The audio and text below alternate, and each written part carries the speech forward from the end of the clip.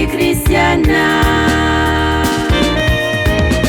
Maheri vaike toy nitafika miatrana nary, ianao ilay mandrava ny hevi-diso. Ireo mpanohitra ny fivavahana eran-tany, mavonjeo izahay amin'ny rofisiny adi-piainana, ary amy fahoriana anjoanay.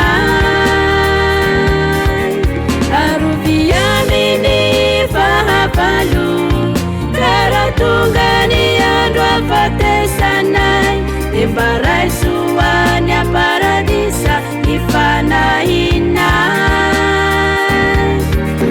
Arovy amin'ny fahavalo, karaha tonga ny andro afatesanay, de mba raisoany aparadisa ifanahinaay.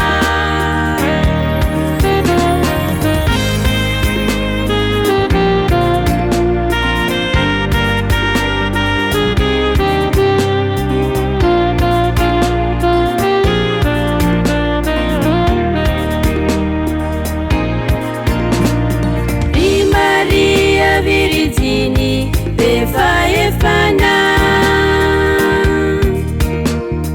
mandalehibe sy kanto indrindra,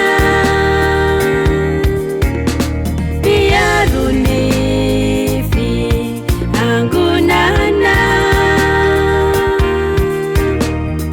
vonjy mahagaga ho an'ny Kristiana.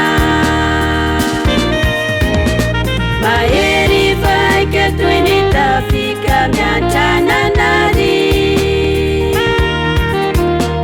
ianao ilay mandrava ny hevi-diso. Ireo mpanohitra ny fivavahana eran-tany,